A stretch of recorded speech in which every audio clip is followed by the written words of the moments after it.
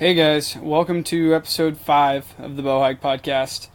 In this podcast, I've got my friend Sage Davis of Chasing Moby. Him and a couple other guys run Chasing Moby. They make awesome films, hunting films, and they're like completely unknown. It's insane to me how they could be unknown, but we get a little insight into Sage's life, and he's got a love for the game. And he gives us a little insight into his filming setup, what he does, how he does it, kind of your process if you want to get there someday, what it takes. And, of course, we dive off the deep end a couple times, but when doesn't that happen in a podcast? I think that's kind of what it's all about. But if you don't love Sage by the time you're done listening to this, I don't even know what to tell you. I think you'll see here he's a great dude. He really just wants to help people and pursue his passion. I can honestly say I don't think Sage cares if he ever gets a dime out of anything that he produces. He just gets happiness out of people enjoying what he's doing. So with no further, episode 5, we'll call it The Story Through the Lens with Sage Davis of Chasing Moby. I've got Sage Davis, which I always mess up, and like when I'm real tired, I call you Chase. Chase? Yeah, because of Chasing Moby. Oh. So I call you Chase. So Sage is, I guess, the backbone of Chasing Moby, you and a couple other guys. They filmed some sweet hunts. Sage is the local bear wizard. Somehow. He piles up the bears. That's what we were just talking about, and I decided we need to record this thing right now. So met Sage a while back and had to have him on the podcast. He's super good dude. We've only hung out a few times, but... that's we were just talking about how all the guys around here that are kind of not industry people but like to hunt, and we need to all stick together. So, yeah. Welcome to the podcast, Sage. Well, thank you very much. Glad to be here. Yeah, give us a little background on yourself. So you called me the Bear Wizard. That is not on purpose or a self-acclaimed title, or maybe a title I should have at all. We just have a lot of bears in Southern Oregon, and we like to hunt. It seems to be something that's easy to get on film, and thank God, because I need easy stuff. yeah. I know the film and elk and stuff. You gotta have 3 people. It's really hard. So tough. Yeah, no, I respect the guys that do it. I mean, we try, and it's there's no magic sauce to it. You can't just make it happen. I've tried for years to just cultivate opportunity, grind harder, and make it happen. And there's an element of hunting involved where it's not easy, and they're an animal that is just extremely difficult to kill in the first place. And with a bow makes it harder. And then if you're going to get quality footage on film, with good audio and good camera angles and everything, it is something to be proud of. And man, the guys that do it, like Born and Raised, all the guys that do it, I mean, even guys that aren't big names on YouTube, man, I watch their videos, and man, I tip my hat. It was top priority. Those guys are so legit. Yeah, they are. So good. Love those guys. There's so many good guys out right now that have mastered it. And I literally I was just sitting here, Sage was like teaching me what the word aperture means, and he doesn't really know. Yeah, so we're just playing that game. I bought a camera just because, actually, partially, I mean, it's going to sound super cliche and soapboxy, but like after seeing Sage's last video, I was like, I've been wanting a camera for a while, but that kind of like made me pull the trigger. I'm like, I really got to get after this, because there's so many cool things that you see and that you try to explain, and like no matter what, over time, your story that you're telling somebody, that you start losing the important details, and it sucks because it was like such an awesome moment for you, and then you're trying to tell somebody else about it, and you're trying to sensitize it to where the same level of emotion and feeling that you had when you were there, and you kind of just see the blank stare on somebody's face when you're telling them the story, and they're like, cool, hunting story. But the moment you put it in, I mean, a picture's worth 1,000 words. I don't know how much a video's worth.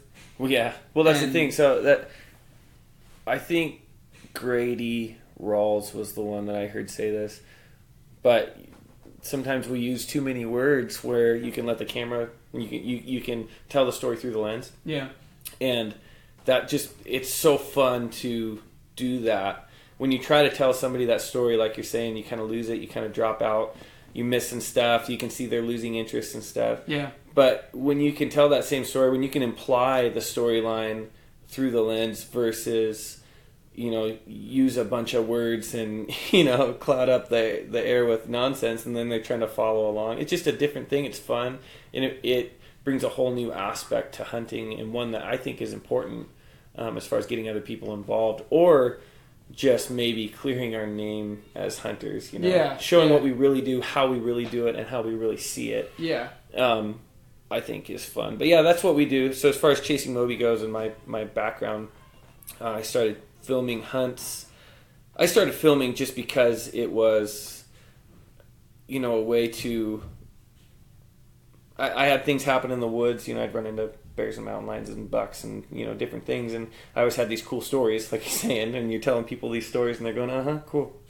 Don't believe great. it. Don't believe Then it. I heard somebody say one time, if it wasn't on film, it didn't happen. And I thought, that'd be a good way. Yeah. So I got this little Panasonic camera. It was like a point and shoot, waterproof. You could run over it with a tank. Yeah. And I started trying to film with it, and it was just horrible. I think I may have the same one. Is it like an addiction? I don't know. Mine's like a little action camera. Is it red? Mine's red. Oh, it's similar, yeah. Little action camera, and that thing like... Well, no, it's not. It's a point and shoot camera. Oh, okay. It's like I'll show it to you. It's just this little brick with like rivets and screws on it, and it's like it's a megapixel camera, maybe a 1. One or it 2. Just says megapixel. Yeah. It just doesn't say how many. Yeah, I did the same thing. I had a small like action camera. Yeah. That my folks got me when I was younger because I wanted to strap it on my shotgun barrel and film duck hunts with it. Yeah. And I did, and like totally just like typical YouTube video of like, here's a shaky video of a shot with audio quality that sounds like somebody's clapping their hands when the shot goes off, and like never did anything with it because I'm like, man, this is horrible. I don't want to. Well, that's where you start, though. If you don't start there, then you maybe don't deserve to move forward. You know what I mean? You gotta grind, man. That the bottom end. Like, I'm glad I didn't start with anything good. I'm glad I didn't know anything, because it makes it that much sweeter now when things do come together. Yeah. But I started doing that, and then it was just sort of a way to show people what I saw in the woods and all these cool things, because not everybody. I mean, though they say they do. Not everybody's out there seeing this stuff, so I started it that way, and then I thought, man, it would be really cool to film hunts, and I started trying to film hunts, and that was just severely difficult. But as the gear progressed, and as just the passion for filmmaking, and like I'm still like, man, I don't know where I'm at in the spectrum, but I'm assuming pretty low. Like I don't know very much. There's a lot of people out there that just crush it. We're no Jason Matzinger. No Matzinger. But it's fun, and it's addicting, and it's different than I originally started. And I started Chasing Moby. I thought, it'd be cool if we could get a sponsor to maybe offset the cost of hunting or offset the cost of filming. Like even like a arrow sponsor or like a knife sponsor, anything. How cool would that be? Right. And focus quickly changed from that to, wow, this is fun. This is an amazing adventure. And the film quality started changing, and it's still changing. It's still, changing drastically, even film to film. Right.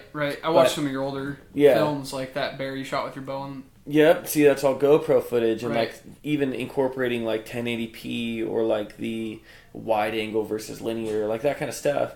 That's all like a learning experience. You don't know. And there's not a bunch of people standing out there on soapboxes going, here's the exact way you do everything. Right. It's blood, sweat, and tears kind of thing. As cliche as that sounds, you just learn as you go. Yeah, you do. Well, and it kind of filtered out why I started doing this. Yeah. And like I said, the original reasons were pretty lame, kind of surface. And now, regardless of what happens with any sort of sponsorship or any help from the outside, it's a passion. I love doing it. Yeah. The people that I get to meet through this, the adventures I get to go on, and just the lifestyle that I get to have because I have this, hobby and we have this company. It's something that is so much more valuable than I originally thought it would be. Yeah. And I'm just really glad I got to start, down there. I got to start at the bottom. I got to see what not to do. I'm pretty sure I got every not to do written down in a book. I'm working on them right now. That's seriously, man. You should read my list. Yeah, you ought to write an autobiography of what not to do. No joke. It would be a whole book. I'm still working on the what to do part. Yeah, that's the part that I'm like learning right now. Like with the podcast thing. Yep. It's just like what that it's becoming so fun. Like I always joke and say it's a selfish thing for me because like what do I get to do? I get to talk to people who I admire or I look up to that are good at things that I have no idea about, and I get to sit here and pick their brain for 2 hours. Yeah. And learn everything, and then I get to listen to it over and over and over again. Mm-hmm. And you know, as much as I don't like to listen to myself talk, it's a fly-by-wire thing. And wait till you see yourself on film. Oh yeah, you're like, oh man, man, I'm looking frumpy. Yeah, but I do not look good on film. I thought the whole time I was looking like Arnold Schwarzenegger, Matt Damon, but nope. Yeah, it's like it was Chris Farley. It's kind of one of those things where like as you create whatever media platform, and like I'm only 6 episodes into this thing, but like the more media I create with it, and on each specific platform, like you just start learning things, and you're like, man, this is getting cooler and cooler and cooler, and like the coolest thing for me was like every day I open up my computer and I click on how many downloads I got. And, like, the coolest thing ever is to know that, like, 497 people have listened to my podcast. And I'm just like, that is so freaking cool. Like, who would have thought that you put something up and 497 people purposely hit a button to listen to it? Yeah. Like, that's the coolest part to me. Yeah. Is that, and like, I get a few messages every once in a while from a guy that's like, hey, man, I listened to your elk hunting podcast, and, like, it inspired me. I live in Virginia or wherever the dude was from. I can't remember off the top of my head, but, like, now I'm going to come out and elk hunt out west this year, and I got so much valuable information from your podcast. I'm like, that is it. Yeah. That is literally it. Yeah. Well, we start out, like, man, being young and, like, trying to break into the industry in, whatever way possible you think initially. You start out with a certain set of goals or values, and you think, like, this is me, this is who I am, I need to do it this way. And we actually sort of separate ourselves from people. And we sort of push away and we try to carve our own little space out. Right. But it seems as I get older and as I get more into the industry and, I meet more people, it's about people. It really is. There's awesome people out there that have awesome information. There's amazing networks of people that live all over the place. And the social media platform, though we've put a lot of, negativity on Facebook and all this stuff, and being on your phone all day, and they always say get off your phone, get outside. Yeah, I absolutely agree. But also social media platforms, so podcasts, and even here's one, Instagram. Yeah, I thought Instagram was the lamest thing on the planet. I fought it and I fought it and I fought it, and I thought, nope, there's no possible way that I'm going to turn into a 13-year-old girl and I'm going to get an Instagram account. And actually, Carrie P, so at Carrie Moby on Instagram. Yeah, Carrie P. Moby. Carrie P. Moby, that's right.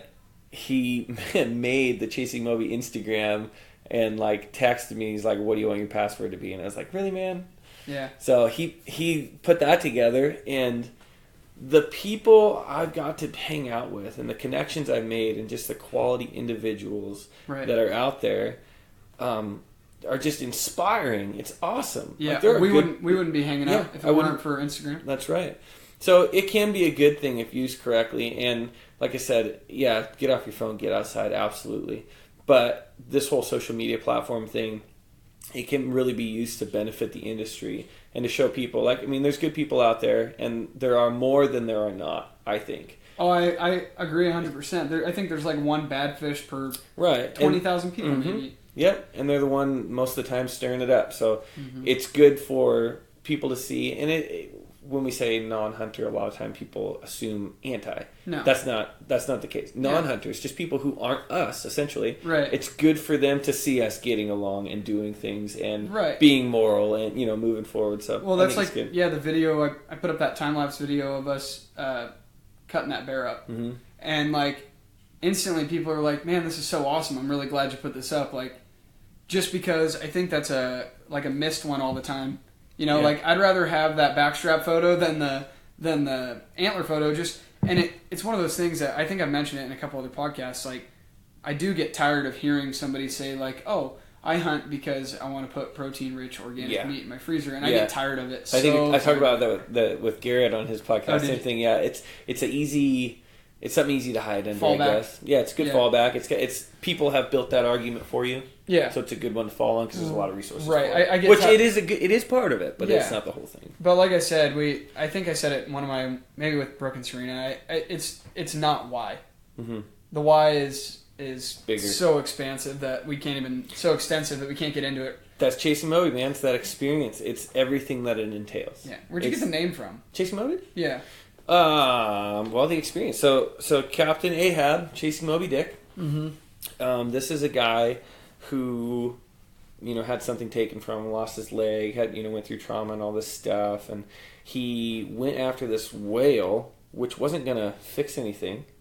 He just had this crazy, I guess in his case it would be vengeance. So, the story doesn't cross-translate perfectly, but he had this desire, this passion, this burning, will to go out and get this whale. Well, for me, that burning passion, that desire is that experience. Mm-hmm. It's I don't know why I get up when I'm sick during second season archery and it's snowing and it's who knows degrees outside and it's cold. Yeah, aluminum risers. Yeah, and I shouldn't because it's not healthy, but I can't not. Or, 2 days ago when bear season opened up and I'm tired and I'm just getting off work. Yeah. And I have too much footage to edit and I'm not even going to go film my own tag. I can't not go. I have to go. It's that adventure, if I don't go, what would have happened? Right. What would I have gotten to see? What kind of an experience would I have been able to have? So it's that unknown experience that, I feel like we're chasing. And it's not the kill. And it's not any one part. It's the entire package, connected. So we're chasing that passion. We're chasing that experience.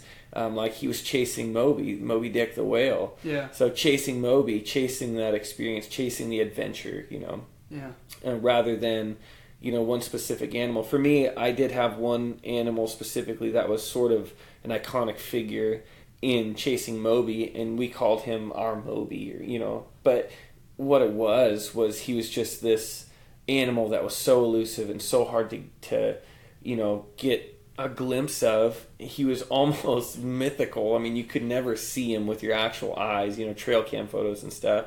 And the one time I did see him, like he handed me all of my pride and showed me, that I couldn't hack it.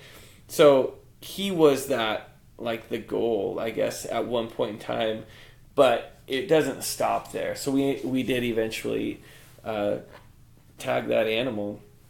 And, it doesn't mean it stops. I've had people say, oh, what's the next Moby? Well, there is no next Moby. It's the next adventure. Yeah. And it's not because the last one wasn't good enough. Right. Because there's just room for more. That's all. Yeah. I talked about that with Aaron. You hit the top of the mountain and you look for the next one. Yeah. And that's kind of like where we're all at, you know? Well, and I don't feel like, that bloodlust passion for, like, I need more. No, there's room for more. There's room for different. It's not because the last one wasn't good enough. It's not because I'm trying to beat something. Right. I'm not trying to best an experience. There are more. There are more experiences. Yeah. And they are different. And you're not going to have the same one twice. So right. It's like lightning, man. Like it's exciting and it happens and it's going to happen again and you don't know where. So yeah, it's never static. Yeah. That's the coolest part is like every time we go and do anything anywhere, it's a dynamic experience and you can't, like you said, you got to tell a story through the lens. It's the only way for you, at least, to do it. Yeah. And for me, like, I killed that bear the other day and that was fun, but like I was way more concerned, and it sounds bad, but to somebody who doesn't understand it would sound bad, I guess, but I was really concerned with making sure that the story was told because, like, let's get, this on film, let's get this on film, let's get this on film. And I was just so concerned with making sure the story was being told just because it's one of those things that I could sum up that whole bear hunt for you in a minute, and you'll be like, cool, bear hunt. But then you see, like you're talking, you see it on film and you're like, man, this is awesome. Like you missed, you fixed your gun, you got back after it, you got another bear. Like, that's the whole story. Yeah. But when you see that story elongated into 15 or 18 minutes of film, then it's a whole different story. And I just, I don't know. It's something that I feel like I'm getting the bug for. I've got the bite, I think. Well, yeah. And you know what? I've been all over the spectrum. I mean, people try to hold you to a filming style or to to everything, man. People really try to hold you to everything. But the thing is, it's a learning, growing, evolving process. I do not do the things the same way right now that I did before. Right. I don't have it figured out. I'm still figuring it out. So, like, you can sway towards the more Jason Matzinger cinematic effect with voiceover, or you can slide over to Born and Raised, or you can go Top Priority, or Stuck in the Rut. Right, you know, guys, and like everybody's got their own style, but somewhere you can land within that spectrum for a time, and you end up making your own. Right. But until you get there, and I don't feel like I'm there. I mean, I've been, smashing the record button for a little while, and I don't have a specific thing that I do that I'll never quit doing. So it's I guess, like I said, it's growing and evolving and changing. And when you first start doing it, you want to highlight specific things that you think are important. Well, those things sort of change as your opinion of what's important changes, and you do want to show more of the story rather than that kill shot. Right. Or, the blood coming out of it. I'd rather see, that the depth of field shot through the brush as you walk up to this animal for the first time. Yeah. Really, not staged, but like if you can possibly walk for the first time, or the look on the face after the shot, or like that exhausted last step, shut of the tailgate, or when you get home and like you're so excited but you're so incredibly drained of energy, just that strange state of mind that everybody's been in, but how often does it make it to a film where the next day you can't walk?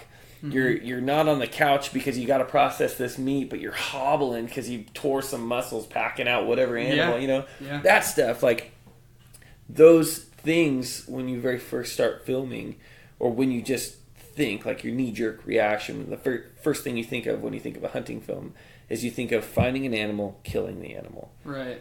As you start filming, all of those things start finding their place, and like they're still finding their place for me, but like you wanting to film the whole thing and being concerned with the story, that's part of it. That's part of it. If you only show that there's a bear, you squeeze the trigger, the bear dies, that's cool, but it's also highly expected. That's exactly what everyone expects, good or bad.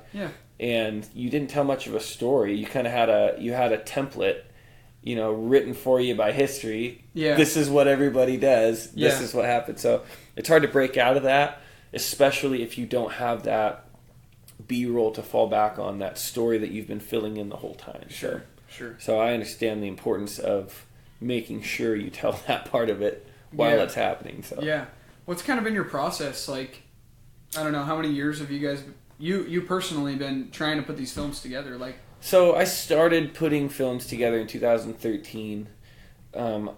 It's really, so getting footage used to be so difficult. Getting footage of any animal, and nobody wants to put a hunting film out where you just fail miserably, because there'd be a lot of them. I would have a lot of them, personally.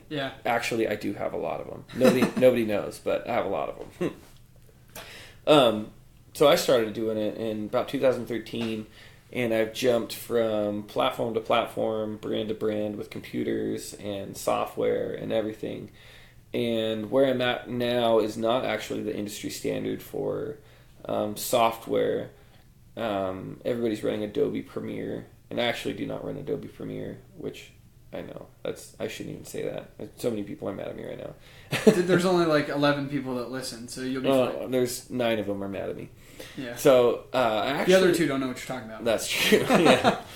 I run Final Cut Pro on an Apple computer, but my process now changed greatly after going to Grady Rawls Film School, and there's a lot of camera fundamentals and things that I learned, but one of the biggest things that I learned was probably maybe not one of the most highlighted things in the class, but it was something that I needed to hear. Yeah. And that was, and I'm not going to divulge like his whole course because then nobody would need to go to it. And right. That wouldn't be real nice of me. But yeah, it wouldn't be fair. Yeah, I couldn't do it anyway. It was a 5-day class. I mean, I don't think I'd be putting a dent in it with my information. But he said, film to edit. Yeah. And I thought, what? And he explained, just smashing the record button and filming everything is great and all, and you might get some gems in there, but have a plan. Have a plan.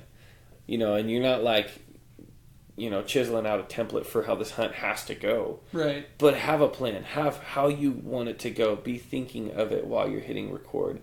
And if it's not a good shot, don't take it. Like if it's a weird, funky, like, this isn't quite right, but I'm going to film this right now anyway, and maybe there will be part of it that's good. Just don't. Just pick good shots. Take good shots. Get your exposure right. Get everything right. Yeah. And then take the shot and do it on purpose and then know where that one's at. Yeah. You know, that way it's not cluttered with a bunch of chaos. So I didn't do that at all forever. So I started doing that, and then just camera fundamentals, knowing what does what, increased significantly. But another huge one for me, file management. If you don't know how to do file management, you're chasing your tail. And if you're chasing your tail, your creativity is lost immediately. So for me, if I'm looking for a file and it takes me more than 30 seconds to find that bad boy, I start losing that creative mindset where I'm like, oh yeah, this, oh yeah, and then maybe this. Okay, well that's too much. Oh, if I put this clip here and I back the audio off and I run this through, like all of that is flowing until you put this roadblock of, I don't know where that file is. Right. And then you start searching for it. You find it, you get it there, you try to export, but it's on the external hard drive and you're working off of the internal hard drive. It's just a nightmare, and it's very, very difficult to get anywhere. So file management is one big thing that I learned. But that's my process is now just shoot to edit, get file management going, and then like I said, you had that plan in the beginning. It's going to morph and change. Yeah. But stick with the basics, and then creativity can't be taught. No. You know, that's something I struggle with because I'm not the most creative person on the planet. So there's an element like you can't just teach awesome filmmaking because filmmaking has a lot of creativity ingrained in it. You can have like your standard template that looks good to the masses, but they're going to get bored with it, and when you put out the next one, it looks exactly the same. Right. It has now lost all of its validity or validity. Validness? Validity. Yeah, validity. Okay, validity is a word. I said it right. Yeah, sure. Whether it was the right word or not, validity. I said it right. I don't know. Yeah, sure. Validness. It loses its validness. It becomes. What was it? Oh, the Cornelius effect. Yes, yes, the Cornelius. It loses its Cornelius effect. That's right. You always got to put that in play, man. So yeah, that's something that can't be taught, and I'm sort of trying to dig deep and get creative, and you try stuff, and that's what I was saying about like the films that I've been doing. It's hit and miss as far as if you know sometimes a lot of people like it. Sometimes people are going, oh, I think it's a little bit too far towards the Matt Singer, or oh, I think it's a little bit too stuck in the rut, you know, or I think it's a little bit too whatever. And everybody's got their opinion, but rather than taking it, you know, to heart and you know being upset about it, you got to take what people say and listen. I mean, you don't have to apply everything everybody says. Right. But when you show somebody something, I was thinking about that today. When you show somebody a film or something that you've created and they give you feedback, isn't that why you showed that specific person in the first place? I mean, to create something is one thing and to show it to the masses, but if you show it to somebody specifically, right. a friend or somebody that you know, respect or look up to in that industry or in that specific niche. Right. And they give you feedback and it's negative. Should we be upset? No. You that's what you're looking for. Right. Yeah. You're looking to get better. So that's something for me over the last couple of years, actually over the last year specifically. When somebody gives me negative feedback, I try to be like, okay, let's think about this subjectively. I have something that I put out. I asked this person for their opinion. They gave me their opinion. Now I have some traction. Now I have some actual intel to go off of to know what to change. Like, and should I change it for that one person? No, but I should look into what they said. Right. And if they have, some good points, look into it. And the next time you come face to face with this same situation, have that be a resource. Yeah, it might be something you didn't even notice you were doing. Oh, it happens to me all the time. Well, yeah, that's the thing. Constantly. It's funny. Did you know you say every other word? Yeah. No? What? Do I? Yeah, it's just a funny thing that I noticed too, like, I just did it right there, like, See, like but, But when I tell somebody, here's this podcast, listen to it if you want. And they listen and say, hey, I like how you do this, right? This is pretty annoying or whatever. And obviously, like you're saying, you want it to be consumed well. Yeah. So you want it to be enjoyably consumed. Yeah. Is that good? Like, you don't want somebody to be watching it and sit there and nitpick you the whole time. Right. There's people that are going to do that. I can imagine if somebody who's been running a podcast for years listened to my podcast, they'd be like, oh, this guy's a douche. But he whatever. forgot this. He should have done that. But then again, I could listen to somebody else's podcast that's number one on the chart and be like, man, why does he do that all the time? Yeah, sometimes I think people that get up there that high, oh man, is this opinion time? Dude, you can say whatever you want. It's a podcast. I feel like I feel like sometimes when people get famous and successful, they stop trying because they don't have to try. Right, they can put out whatever they want. But you and I are not there, so we just get. Oh yeah, I haven't got a ton of negative feedback. I've got a couple people that are like, "Hey, this was a little iffy or whatever," and it's like, "Thank you." I didn't notice that. Mm-hmm. But I'm not going to go through. I like the raw feel of a podcast. I'm not going to go through and edit out every like, but, and Yeah. Just because I don't and but I just don't. I want it to be delivered how I heard it, and because as I'm sitting here and learning from it, like talking to you, I'm learning things about filming and your creative process and all that. And that's kind of what this podcast. What I want people to get out of this is somebody that just picked up a camera. And is selfish like me and got a camera and now I'm picking your brain. And I want somebody to be able to do the same thing and sit back and hear it how I heard it and take... Right. Because, 100% of this information is going to do 95% of people no good. They're going to take a little bit in one ear and out the other. And if one thing sticks with somebody from listening to this, then we did our job, right? As you could call us ambassadors of whatever. We're creating media. Yeah. So we're a face of the hunting industry, whether we're industry people or not. Right.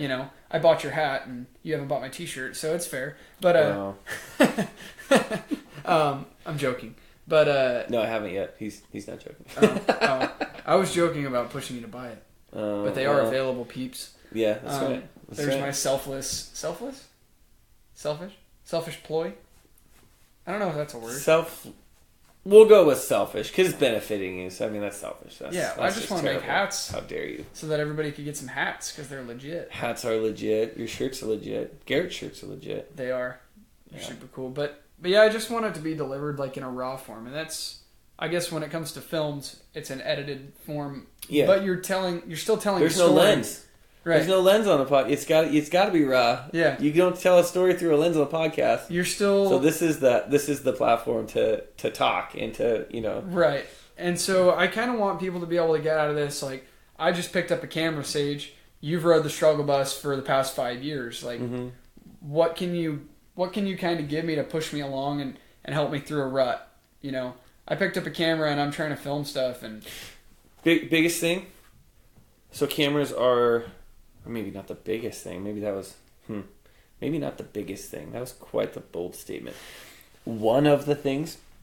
An important thing, yes. Fact? Yeah. Sure. I guess. So, let's go with a couple. I'm gonna broaden this a little bit. Yeah, let's do it. So you absolutely cannot film a single quality clip at all in the hunting woods if you're sitting on your couch. Fair. Won't happen. So when season rolls around and people are like, oh man, you just see so many bears. And I think, man, I'm at like maybe 60%. Mm-hmm. Like the other 40, I'm not seeing anything. Like, right. But I'm there. Yeah, you're there grinding. So you're not going to film anything. Definitely not going to film anything from the couch. And the other thing is, you're not going to film anything unless you have that camera in your hand. Even Right. if you're out there, even if you're looking through your glass, even if you're doing all this stuff. Like when Luke shot his bear the other night, I never put the camera down until I was packing meat out. And the only reason I put the camera down is because, I mean, maybe Cameron Haynes could have held onto that thing and still hiked that mountain. Yeah. But man, I needed some trekking poles, and it was so steep.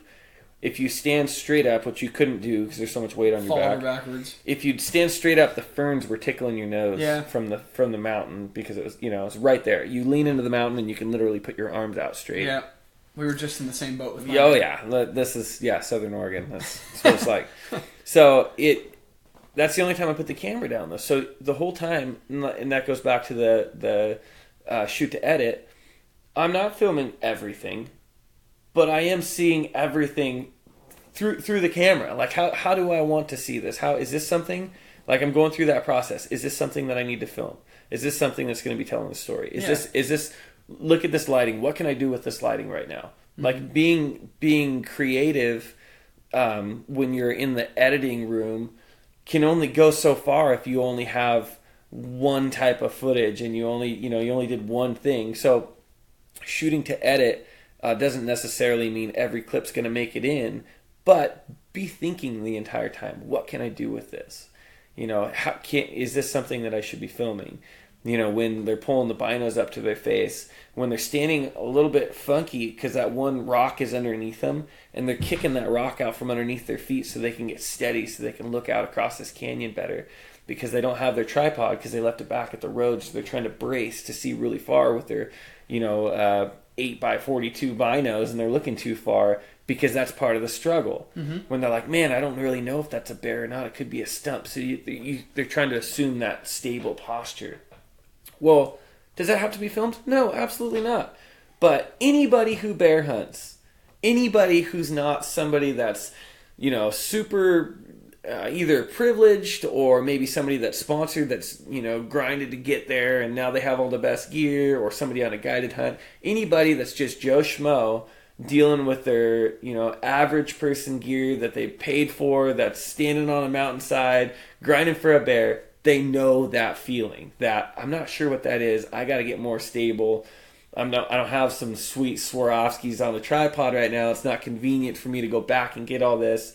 That little clip right there, that's telling the story through the lens. Yeah. So relatable footage. Relatable footage. Something that puts you there without saying, and then this guy was struggling to get a clear view. Nobody needs to hear that because they know. Well, that kind of stuff, if you're not filming that, then you might not be filming a complete story. So as far as grabbing a camera and the kind of things you're going to film, when I started out, it was, so here we are during bear season. We're hunting bears. Did any of that need to be said? No. Absolutely not. But that was the first thing I said. That's where I'm at. Right. See, well, that's the thing. It's that starting point. It's like, how can we get this from me explaining every single step to me implying every step and it being soaked up and absorbed and being part of the story? Thinking about it right now, like, I'm pretty sure the first thing I did was turn my camera to my face and was like, it's August 1st and it's 5:45 a.m. Yep. When literally I could have just put the camera on the radio in the truck and it would have shown that it was August 1st at 5:45. Mm-hmm. Could have got a cool shot driving up the road. Like, same thing. Well, and there's a difference too between, like, if you're going to have it really depends on what you're doing. If you're going to have an episode of a TV show, for instance, you're going to explain a lot. Yeah. You know what I mean? Like, there's going to be a lot of space to fill. You have this whole slot. Whereas film, like, especially in the hunting industry, you're really not pushing one past. Like, a 20-minute long film, you lost a lot of people's attention. A lot, yeah. Unless 15. It's like some sort of tar hunt where you're using a traditional bow and you just helicoptered in, by like some sort of trad helicopter that you made. A trad helicopter. Yeah, you know what I mean? Like it's a paper mache helicopter. Yeah, you lose people's interest. No, you made it out of organic meat that you somehow. So the Nate Bailey copter. Yeah. The bear bow hunter. The bear, yeah. Oh yeah, good guy.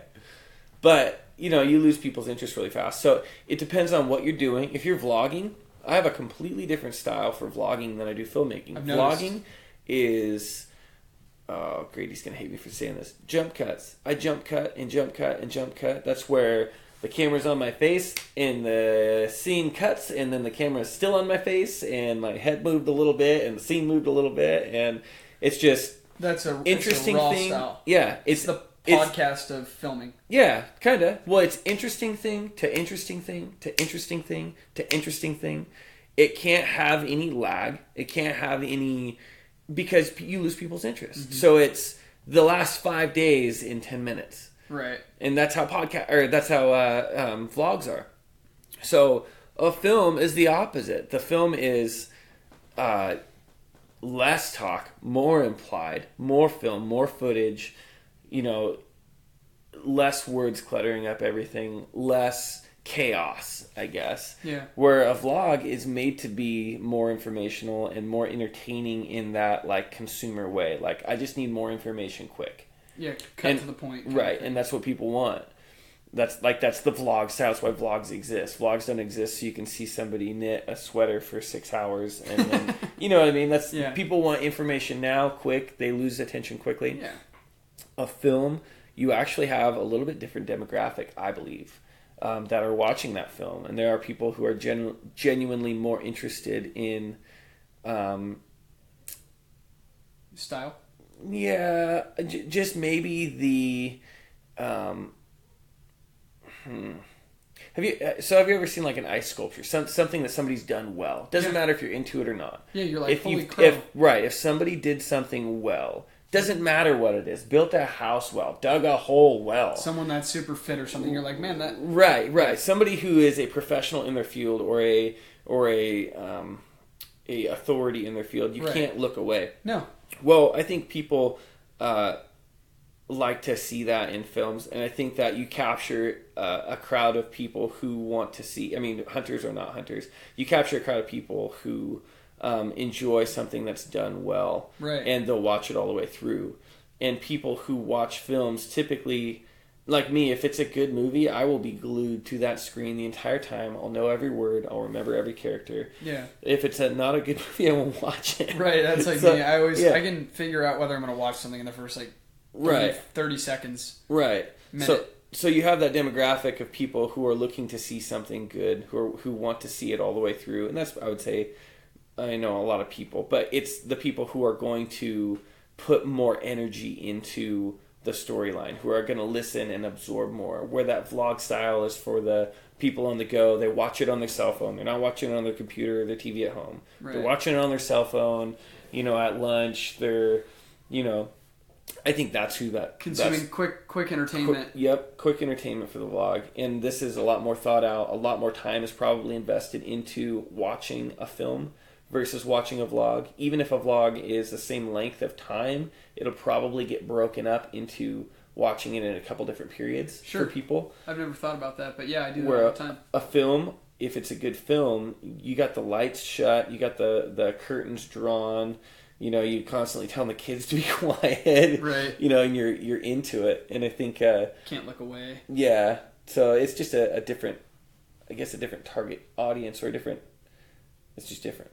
Yeah, it's interesting for you to put it into those terms because I never really thought of it that way, but yeah, straight up, I like whoever's vlogs. You look at like Born and Raised vlogs or Hush vlogs or whatever, and you'll watch them and like.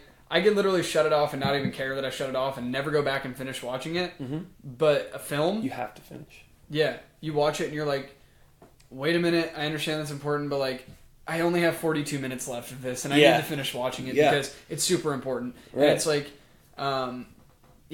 just like the 50 days or the 50-day series. Mm-hmm. I was able to break that up and watch it like whenever. You know what I'm saying? The Land of the Free. I was able to watch like clips and parts and jump to episode 26 and then go back and watch 18 and it never bothered me. With like any... Well, and that's a whole new thing that they're doing. I mean, maybe somebody's done it in the past, but they haven't executed it, in my opinion, as well as Born and Raised did. They did like a vlog hunt film. It's like this... It's awesome. Kind of everything, you know what I mean? It's got that's how they've always been. You're right. Well, it's got more vlog style in it than anything I've seen in the past that's done so well. Yeah. So like they have this, next, entertaining thing, next entertaining thing, while carrying a storyline, while having 50 episodes. Yeah. Like, that's Insane. difficult. Like, it's not super easy to do. And the whole filming through the lens thing, they planned this hunt, this 50 days thing, and then executed it with multiple different groups of people in multiple states.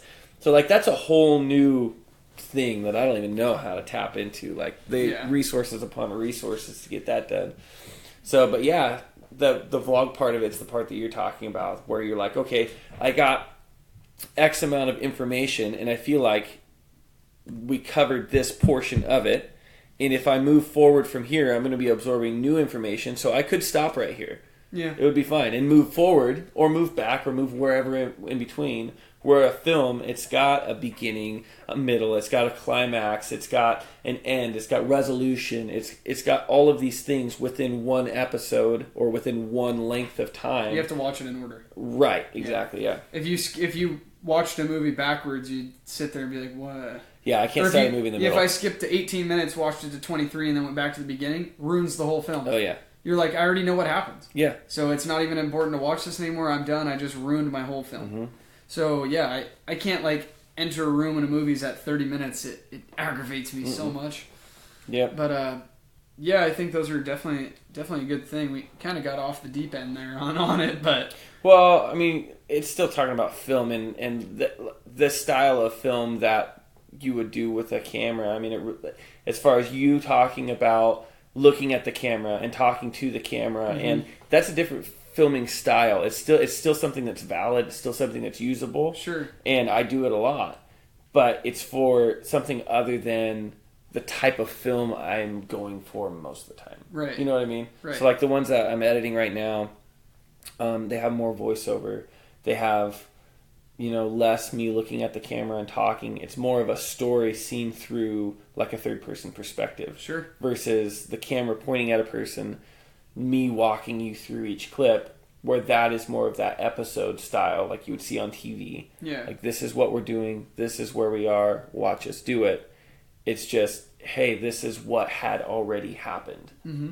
Where that's the type of film that I'm doing it now. makes a lot more sense when you're kind of putting it in layman's terms for a better lack of terms for me to use. You're taking what I had no understanding of, literally. I never thought of it that way.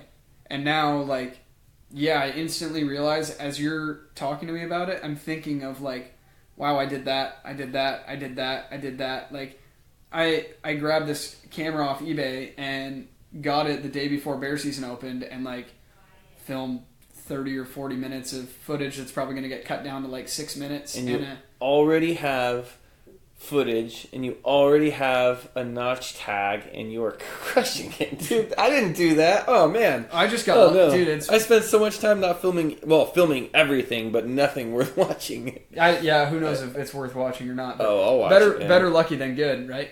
I guess, yeah. So, shoot. But it's just, I think people, including myself, and probably you at the beginning, were kind of, like, watching the Outdoor Channel or whatever when I was younger. I was like, man, this is a whole process that the average person can't do. Mm-hmm. And it's completely false. It is false. You work a full-time job. Mm-hmm. I work a full-time job. Garrett works a full-time job. Mm-hmm. Luke, full-time job. And everybody is always putting together something. Right. And because you care about it so much, like, you find the time. Well, I think that's the key right there. So it may be a little bit false to say that everyone can do it. And the reason would be that not everyone would be willing to put in the effort. Right. So yes, it is possible, but most people won't, even if given the tools, I think. And it's because nothing just works out.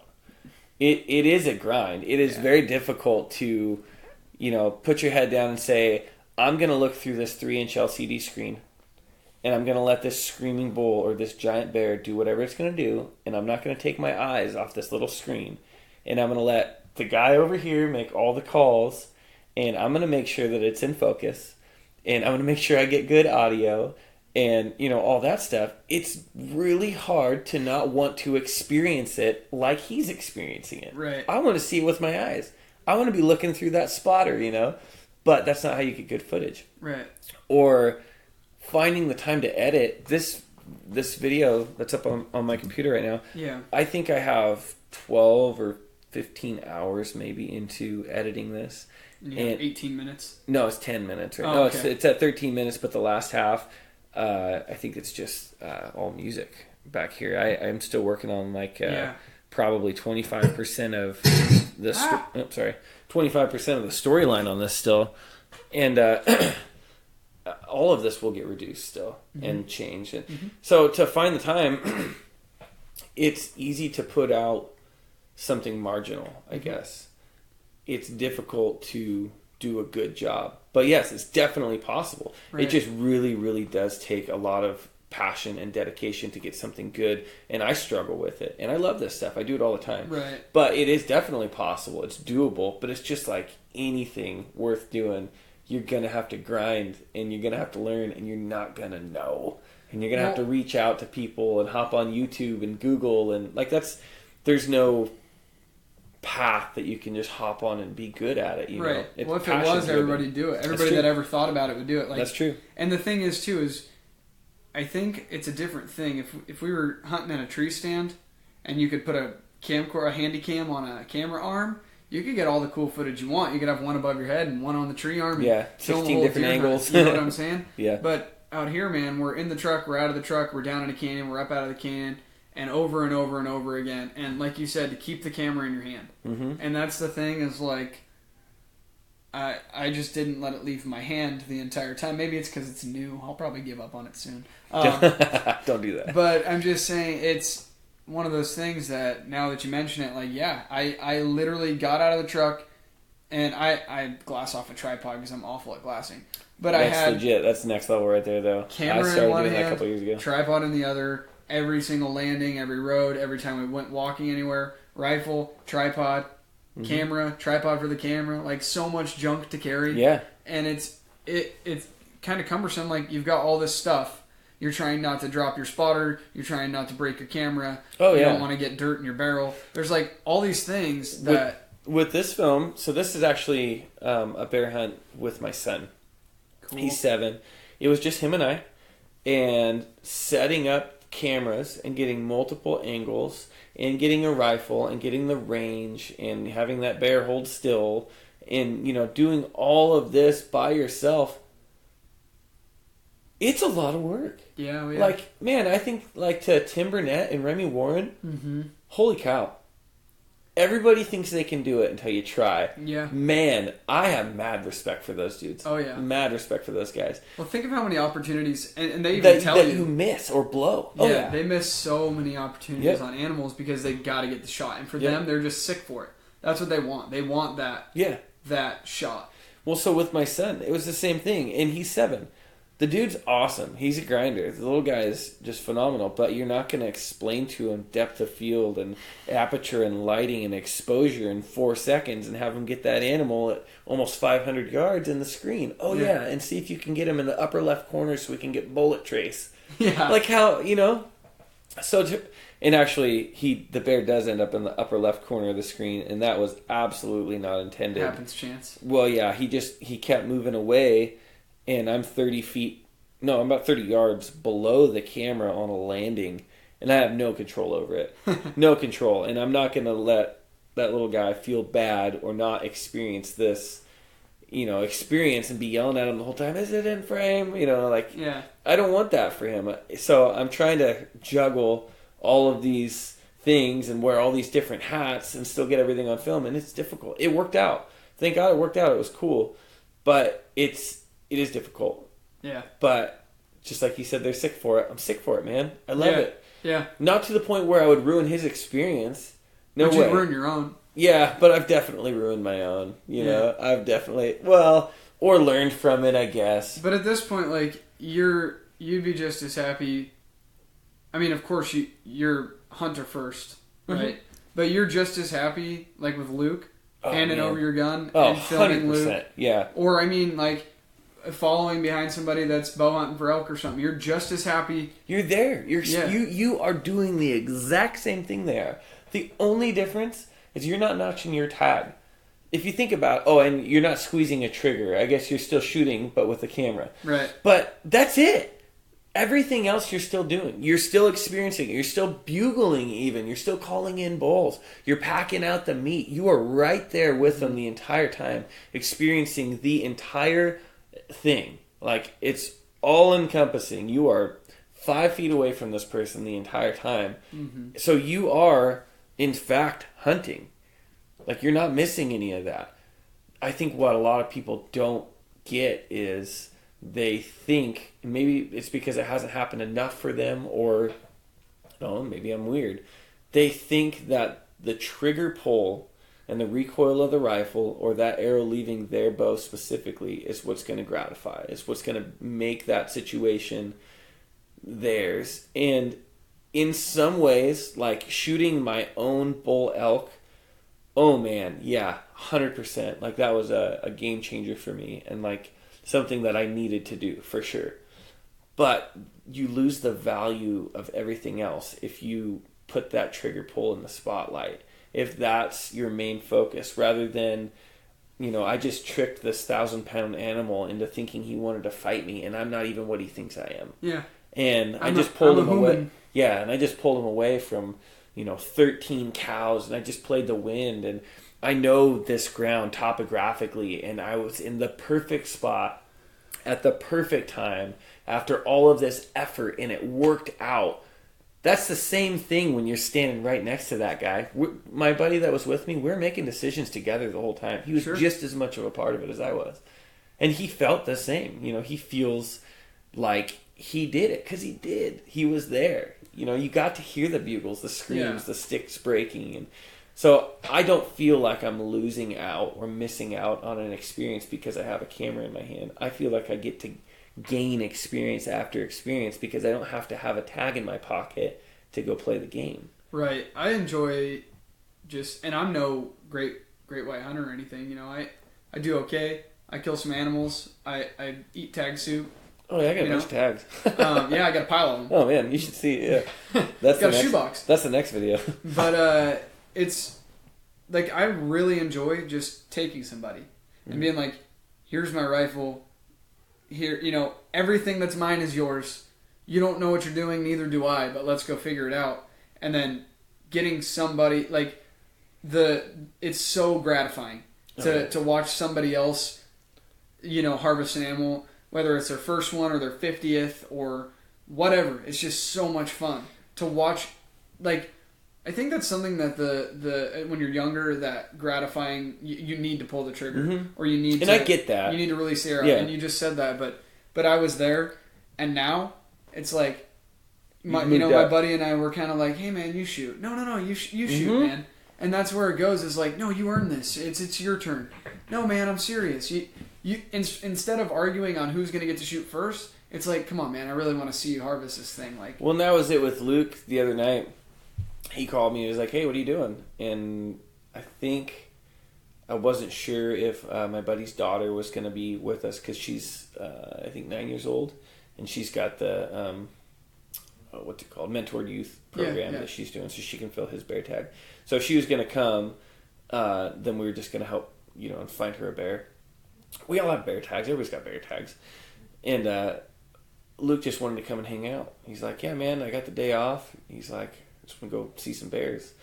So he shows up, and Luke Evans does not need my help finding or killing a bear. Yeah. Like, in Luke's any way. legit. Luke is legit. Yeah, the guy's, he's got it figured out. He doesn't need my help for anything like that.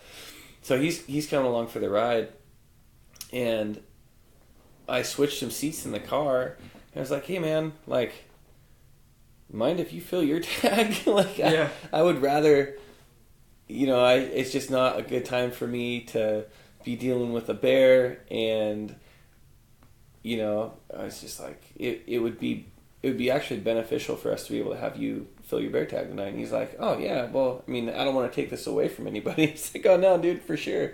So we get on the mountain, and we find, and now I get to film. Now I get to play with the camera. I'm gathering footage and everything. And we go from, shooting some B-roll to finding just a monster bear. Just an awesome, 300-pound bear. And he gets set up and he squeezes the trigger, and if it were me squeezing the trigger, I would not have been as excited as I was seeing him take that bear. Yeah. So this last year, Luke somehow, his own dang fault, missed out on a spring bear tag. And that's a crush, man. Yeah, that sucks. Yeah, that's like my favorite. I love spring bear season. Spring bear season's horrible. Nobody can win spring bear season. There's not enough bears out there. Everybody stay home. They don't come out. Yeah, they don't come out. Until June. Yeah. And the season's already over by then, so you're better off just looking just for... Just go look for antlers on the coast or whatever. Yeah, shed hunt. That's it. Yeah, you'll find tons of sheds. No, spring bear season is creeping up there to one of my favorite seasons. It's just a blast, and it is for him too. Well, and it's the first green up, and all of his friends get to go out and play in the woods, and nothing's gonna catch on fire. Yeah, so we're like, well, he missed out on an opportunity at a tag. He didn't get one quick enough, and so he went out with us and helped us pack out bears and film, and he got to play a little bit, but he didn't get to fill a spring bear tag, so I was kind of bummed. So it just worked out perfectly that he went out there that night, and man, it worked out great. I mean, it was an awesome bear, awesome shot. Everything worked out. There were enough of us to get it off the mountain in one trip, and it's just really exciting. And to be able to film that or just experience it being there with somebody else and sharing that camaraderie and everything, that's that experience. It's not the trigger squeezing. That the experience is everything else. Right. The high fives on the side of the mountain, the steadying your buddy's pack, the hey, is my camera still strapped to the back of my backpack after 45 minutes of just beating brush? Yeah. Like all of that. That's the experience, and that's the grind is welcome. The blood you shed on the mountain from the blackberries just tearing you up as you're going through, and everybody's going ow, ow. Or falling down the mountain, it's all laughs later. It's all something that you don't forget. It sucks for an hour, and then you can't wait to do it again. It almost doesn't suck anymore, though. Right. Like, when you're in it now, I know I'm getting to the top. Oh, yeah. I know I'm going to make it now. When I was younger, I wasn't sure, man. I wasn't sure. Dude, am I going to die down here? Yeah, well, now you have a better idea of where you should and shouldn't get. Yeah, exactly. But then again, now it's almost worse. Like, before, I just made dumb decisions like, oh, there's an animal, I'm going to shoot it. And then like, oh, crap.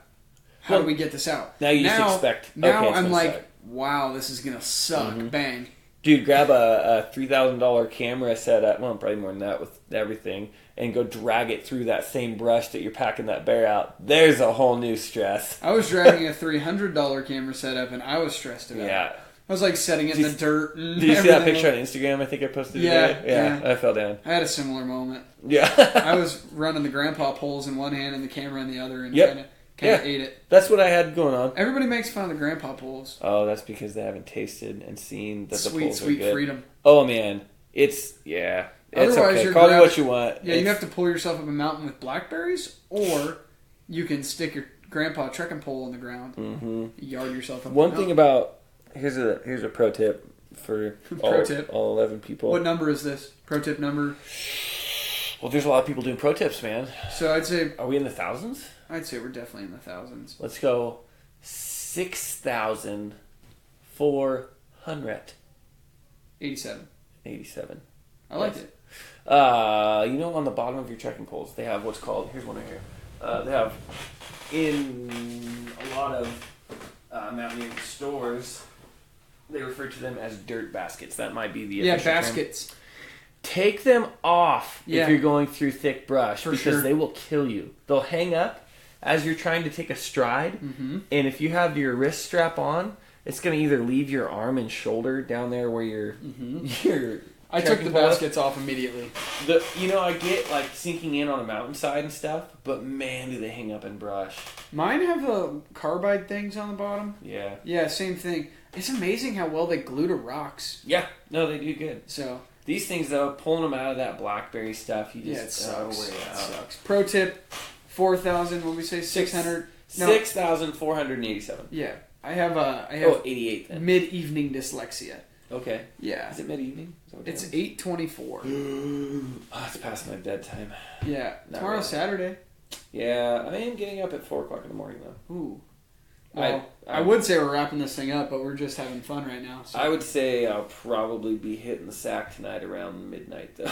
Yeah, you're going to be editing. Yeah, I got some more editing to do. So, yeah, I think, and I hear it all the time of, there's always, when you go on, I did so much research. I like to dive in headfirst into concrete and, like, slam myself full of every piece of information I can get on everything. Mm-hmm. So I'm like, cameras for filming hunts, like mm-hmm. Google, search, boom. It's like DSLRs, camcorders, cell phones, mirrorless. So then you get into like, what are the people that I idolize using right now? Born and raised, they're using the 6500, so I'm like, cool, I want to get into the A-series Sony cameras.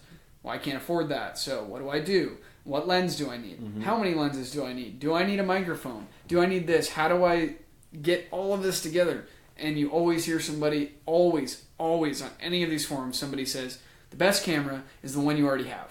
Yep. So, like, seriously, cell phones have come so far. Oh, man. I film, like, 90% of the vlogs with my cell phone. Yeah, because the camera's so good. Yeah. And it's so easy. It's 4K. You can film 4K at 24, 60. You can film... yeah. There's Pro Mode on my camera. You can film, I think it's 120 at 1080p. Yeah, it's better than my A6000. Yeah, they crush nowadays. They're I wouldn't say they're the best kept secret, but man, they are definitely underrated. They're a good tool, mm-hmm. especially like if you do want to get a shot on film, like, and you got a phone scope. That's like the cheapest setup. Yeah, because you're gonna have a cell phone. See, I have an XA20, and I do not have a spotting scope or a phone scope or anything like that. So I just run the XA20, which it has good zoom though. Yeah, it's got 20 times optical zoom, which translates to like 500 something millimeter or something like that. But it leaves some to be desired.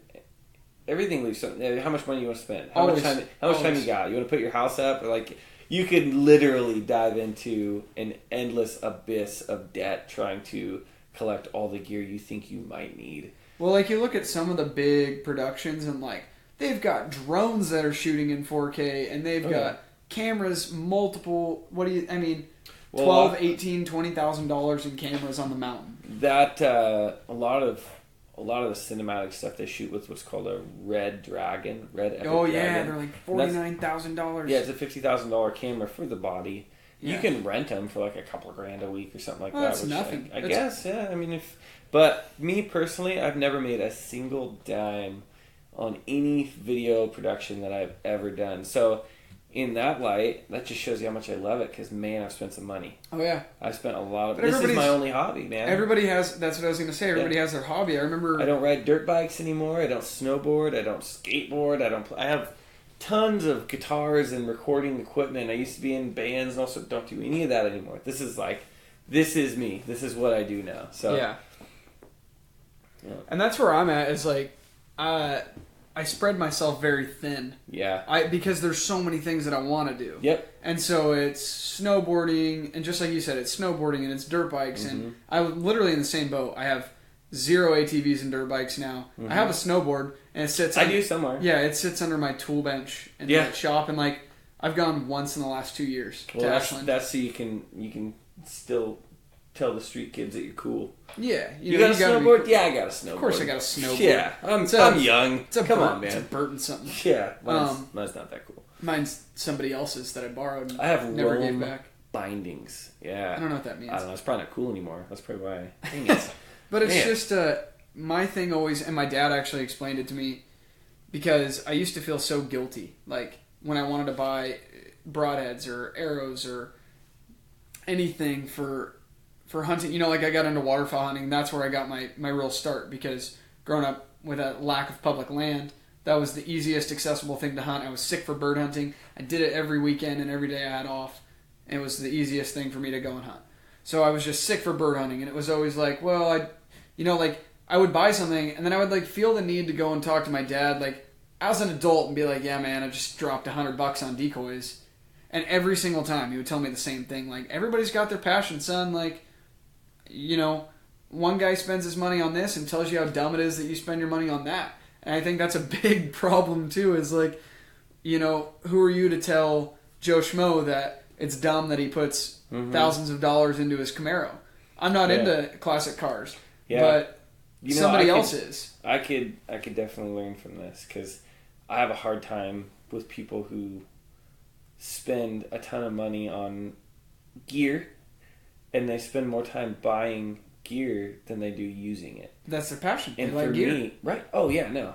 But for me, in my head, I'm just like, I feel like that is just the worst. And like, who are you? And why would you spend that much money on this or that? And then my buddy told me, he's like, well, dude, you just dropped $3,000 on a camera body. On a body. He's like, is that going to make you any money? And I was like, almost $1,000 on a lens. Yeah.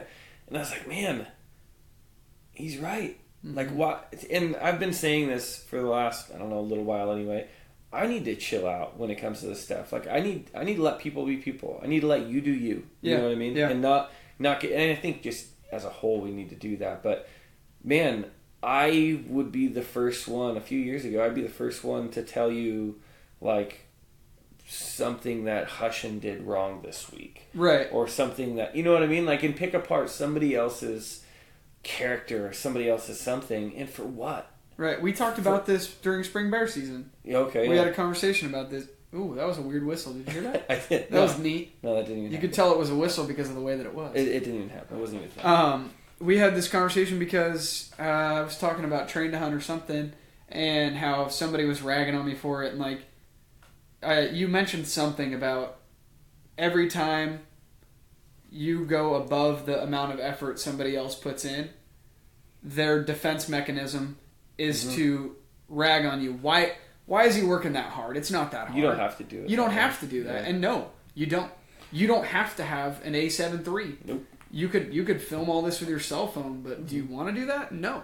Well, and like I see these people doing good things in the industry, and it's pretty normal to have your average consumer be one extreme or the other. Right. You either have the people who, like, and I'm going to use Hushin as an example, and like, I do not think these guys are doing anything bad for the industry. I think they're helping. Doing great. They're moral people. I don't know what goes on behind the curtain. I'm assuming that's the same thing. They haven't given me any reason to think otherwise. No, they're all good dudes. But it seems like they're doing good things for the industry. But you have the people who say, yeah, Hushin's awesome. I got this giant, 6-foot-long Fireball decal on the back of my truck, and, all these little Hush symbols all over all my clothes, and I got their flat-billed Hush hat.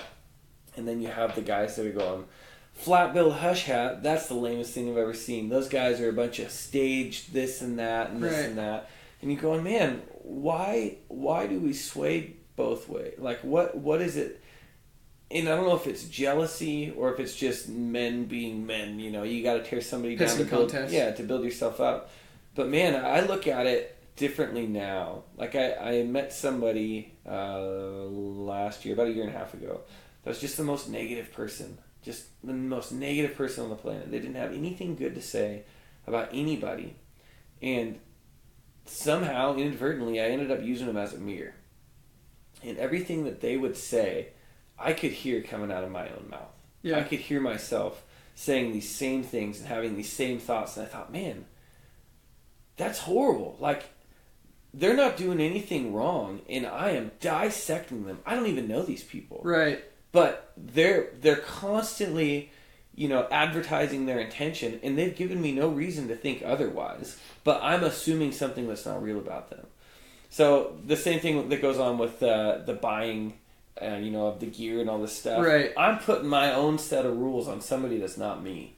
Right. I'm putting my own opinion on them, and that's not right. Like, I can't even fathom the fact that you could buy a frame for a mountain bike for like $3,000 for the frame of a mountain bike. Like, you don't even get wheels or pedals or a chain. No, you literally just get the frame. So it's like, and I'm sitting here like, are you freaking kidding me? Then I look in my safe, and I've got a $1,000 rifle with a $1,000 scope and a $1,000 bow with $500 worth of quivers and sights on it, and I'm like, they're probably riding their $4,000 bike looking at my stupid $2,000 stick flinging machine, and they're like, what an idiot. Well, and I'm sitting here like, you're justifying your stuff and ragging on theirs, and they're justifying their stuff and ragging on yours. And the more that, like, and it took me a while to realize, like when you're 18 and you think your dad's an idiot, and they tell you something and you're like, or whoever's your figure, and they tell you something and you're like, yeah, whatever. And then you hit this like, weird age that I'm at right now. I'm 23 now. And you hit this certain age and it just clicks. And you have like this whole demeanor change. And you're like, weird, that made sense 5 years ago when you said that. Now I realize it. Yeah. And it's like a big realization, like you're talking about, using people as a mirror. I see it all the time. Like, I've always thought Cameron Hanes was awesome. And then I went through this like 6-month phase where I was like, that guy's a douche. And now I'm like, you know what, man? Like, what's he doing wrong? Yeah, I went through that same thing. And I was like a hater on him. I was like hating on Hushin. Yep. I never hated on Born and Raised. Well, it's hard. They're from here, so yeah, you gotta love them. Yeah, they're older family. But like, I've never hated on Jim Shockey either. You know, I mean, everybody picks their stuff, though. You know what I mean? Yeah. Was any of it valid? Any of the stuff you did ain't valid? No. So it was more envy, right? Yeah. Like, see, and that's where it comes from. It's that Cameron Hanes is what, 56? The dude's jacked. I would think he was like 29. He runs. Maybe. He can run 240 miles. He can run all of the miles. All of the miles. Yes, all of the miles. And it's just like, why? You know, and it gets away from the filming thing that we started this on and into like a moral complex that we're all kind of like, and everybody's guilty of it. I don't care who you are. Everybody's done it. Well, we each gotta recognize it, man. That's all. Yeah, and so recognize it and know that you're not above it, or you know, without it, and you have to deal with it. You know? I don't think there's any person in the world that's never thought something bad about somebody else, and I really do think it's an envy thing, because how envious am I that Cam is killing 5 big bulls a year and like packing a water buffalo head around, is in killer shape and ripped, and he's, you know, he's awesome. He's got a TV show, he's got Under Armour endorsements. The dude's awesome, and I'm over here like TV show. He has the the Ridge Reaper thing. Under Armour Ridge Reaper. I don't have TV. I don't have it either. I watch it on YouTube. I live under a rock. Sames. I mean, it's a decent rock. You live under Pilot Rock. Yes. Just a few 20 miles. Yes. But yeah, I mean, wrapping up here and getting back on topic, is that kind of one of the things? If somebody, I know we touched on it, but if somebody was like, hey, Sage, I want to film, man, what do I need to get started? Anything, right? I mean... Yeah, I would definitely say the right mindset. Yeah. You can, I mean, anything that films, if you want to film and make good films, you will have to start somewhere, and that somewhere is not going to be perfect. It's not going to look perfect. You're not going to make the best thing in the world. You just need to definitely start doing it. But I would also say maybe don't take what you have, take this footage that's not where you want it to be, and get stuck in a rut and stay there. Make sure you're learning and growing and changing. And if it's not your passion, that's fine. Like that's fine. But if it is your passion, you know, keep going. Right. Keep going, keep moving, keep growing. That's what I'm doing, man. I'm by no means somebody who's got it figured out. You're just chasing Moby. I am just chasing Moby, man. Just on a forward moving pattern, and you gotta keep grinding. That's all. Yeah. So I love this stuff, and if I were just starting again and I had the worst camera on the planet and zero knowledge, I would do it the same way. Yeah. You just grind. You just go. You can't get anything on film from the couch, and you're not gonna get it on film. The camera's not in your hand, so. It's extra work.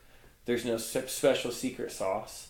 It's more work is what it is. Right. It's more work. It's hard, and it's not just going to happen. You're going to have to cultivate opportunity. You're going to have to think ahead, and you'll learn to do it, and it'll be fun, and you'll get into it. Yeah. So if it's hard and it sucks, completely normal. But that's, keep grinding. I mean, unless you were somebody, I grew up, nobody in my family hunted. Right. Yeah, mine either. So you rode the same exact struggle bus I did of like, I'm not even seeing an animal. To now where it's like, hey, I'm going to put somebody else on an animal. Yep. And you can't bullet point out a list of how that happened. No. So it's the same thing with the camera, right? Like you can't just tell somebody when one day it clicked that you needed to get this for B-roll, or this is the lighting you needed, or this is what you needed to set your camera to. Like you said about the secret sauce, there's no way I could say, hey, Sage, how do I produce a film like you? And you could say, I don't know, man. Right? That's your answer, is just work at it, because nobody can explain to you how to do that. Nobody can explain to you. It's like in grade school when somebody's like, all right, your project is to write how to make a peanut butter and jelly sandwich. We all do it the same way, right? Everybody goes and opens the bag of bread and puts the crap on there and smacks it together and eats it. But everybody's thought process throughout the process of doing that is different. And you see that when it flows onto a piece of paper. Mm-hmm. So, like, your process into your film is different than everybody else's. And if you were to look at, if there were no people in the film, but somebody, like a taste test, somebody put 5 films in front of you, you would probably be able to pick out between, like, Born and Raised, and Top Priority, Matt Singer, all these guys that make awesome films. Yeah. You'd be able to take a piece of tape and stick it on each screen and say, this is who it was, and you'd be 100% right. But each of those people have their own process. When you look back 8 years ago on Born and Raised films, and it's grainy, and it's, but it's still so good. It's still good. You look back on it, but you know it's their films. Mm-hmm. I mean, if you see a bicycle, you know it's their films. But yeah. But it's just either them or Angry Spike. Yeah, everybody's got Angry Spike's awesome too. Yeah. So is Jack Lander, Golden Rose. Yeah. He's awesome too. Yeah. I was texting him today actually. I was texting him yesterday. Oh, that's cool. Yeah, I'm gonna get him on when he gets back from Costa Rica. Yeah. What? I know, right? Yeah. Did he have like zipline or something today? That's what I saw. Something like I that. Something like but that. yeah, I guess what I'm getting at, and I don't know much about it. I feel like I'm soapboxing it a little bit, but like, I'm trying to relate the filming thing, like how you're saying, and I'm trying to sum it up. And I think what you're getting at is that you can't teach it. It's just got to be learned. Right? It's like a skilled trade, You can't necessarily teach somebody how to frame a house right away. And well, I mean, if you had the money and the time, you can have somebody teach you camera fundamentals. Sure. And they can give you a lot of basic how-tos, but the creative process of making a film, you can't teach creativity. And then the biggest factor, maybe one of the biggest factors. You're doing it again. I know. You're doing it again. I'm trying to be right instead of wrong. So one of the biggest factors. One of the biggest factors is it's hunting, man. Yeah. How do you can't just pull it out of thin air, you right. know? It's hunting. So there's the absolute unknown. Who knows what's going to happen? Sure. You just don't. So you can't have for it to all work together, and like that's not something you can't even buy that. Right. Like, you can't make Who knows? that happen. Right, Who knows? Right. Especially not here, like public land, Southern Oregon. I don't know, man. It's difficult. Yeah, you never know. I mean, last year we had a bull working, and somebody literally drove their pickup like between me and a bull. Ouch. And that happens all the time because it's like people don't give a crap. Yeah. Yeah. So it's just like stuff like that. But if you had that on film, everybody I know could relate. Oh yeah. Well, that's the stuff. That's that. And that's what you think ahead of time. Yeah. Think like, okay, this is going to be relatable. This is going to be something that's so. But yeah, I would say yes, absolutely. It is something that you can learn the fundamentals, but you need to experience it. You need to just do it. And I'm no authority on the subject. I'm just somewhere in that travel myself. Yeah. So, but it's fun. It's a blast. It's my passion. It's what I love to do. Right. Like I absolutely am addicted to it. And learn every day. Mm-hmm. And I think it's something that, for me, it's something that I'm able to share, maybe moral values and, the way I think that it should be thought about, and the way that I would like to be represented. I'm able to show that through the lens. So you're able to just kind of broadcast maybe your ideals. Maybe not everybody's going to agree, but it's a good way to do that, I think. And it's becoming more acceptable.